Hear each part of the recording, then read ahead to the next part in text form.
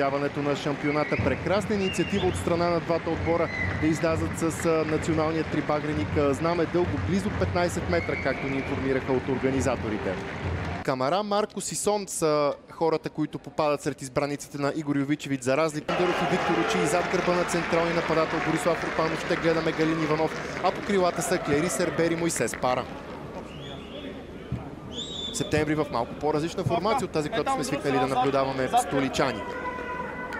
Николай Митов и компания успяха да се справят с Крумовград миналия кръг с 1-0 благодарение на попадението на Галин Иванов и тогава септември беше в система с трима централни защитници. Днес по малко по-различен начин ще изглеждат столичани. Вероятно Николай Митов иска да отговори с огледална система на тази, на която традиционно залага Лудогорец 4-2-3-1. Дори само от първоначалното подреждане на септември виждаме, че наистина Тимото София ще стои точно по такъв начин на терена. Много ще бъде ключова ролята както на Мойсес Пара, така и на Клери Сербер, които са позиционирани на сигурността. Галин Иванов и Асен Чандеров доста по-уверени с топката в крака. Но пък силата на Виктор Очи е друга. Разчитайки на мощната си физика, той е много добър в отнемането на топката, както и във въздушните единоборства. Удар сега към вратата на Биле и Града.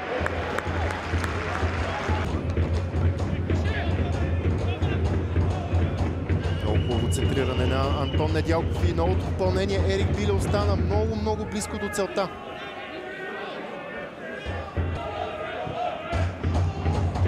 Яко Пютровски, отлично овладяване на топката, намери Агибу Камара, толкова до спата, спасяване на Шейтанов. Но опасността не е преминала, Кайо Видал. Меко подаване, Александър Шенко успява да изчисти точно преди Шейтанов също да стигне до топката за Лудогорец. Всичко започна с това прекрасно подаване за Яко Пютровски. С първото докосване той заложи топката по такъв начин, че да може с следващото директно да потърси свой съотборник. Това бе Агибука, които дадоха най-много асистенции. А Боруан Круз в доста двубой играеш и като атакуваш полузащитника. Антон Недялков, сега Агибу Камара.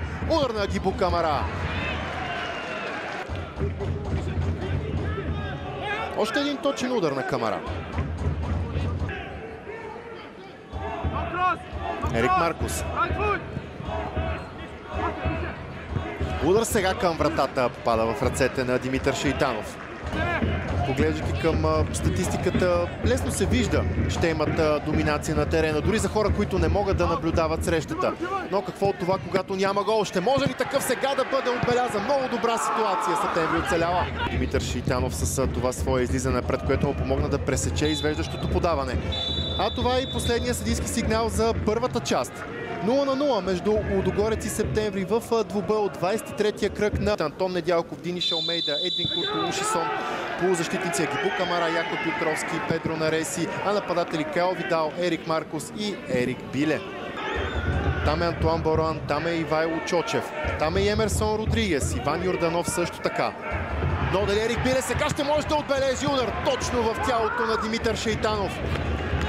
Колкото за спасяване, без по никакъв начин да омаловажаваме това, което направи Шейтанов. Но сякаш по съвсем различен начин тук трябваше да бъде пласирано отиграването. Поредица от грешки. На левия фланг по атаката на Лудогорец. Антон Недялков, наказателното поле, какъв пропуск само.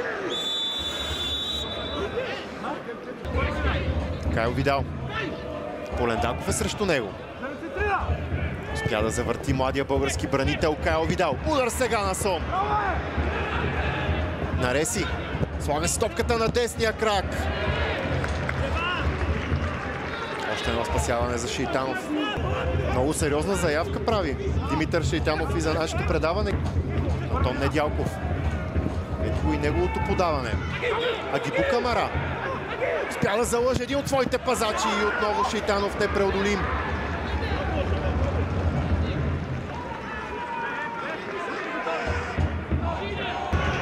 Сон.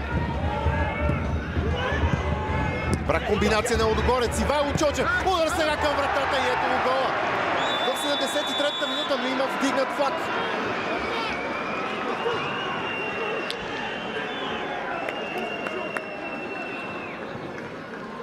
След многобройни опити Лудогорец Стигне ли Полендаков до топката? Много добро отиграване на Полендаков. Удар сега на Рупанов, точно в тялото на Хенрик Бонман. Държи се младежкия национал за главата, осъзнавайки какъв шанс е пропилял от младия десен защитник. На първо време демонстрира добра скорост. Успя да прескочи шпагата на Куртулуши. Оттам нататък Борислав. Но колко са отборите, които могат да дойдат на Хюбе Фарм Арена и да притиснат Лудогорец.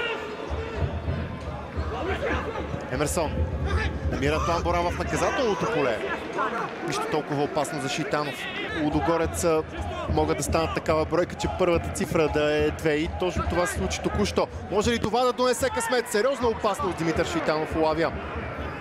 Справя Александър Шенк, ще изрита топката много силно, надявайки се да чуе последния съдийски сигнал. Ето го и него. Септември успява да поднесе изненада, измъквайки точка на терена на шампиона.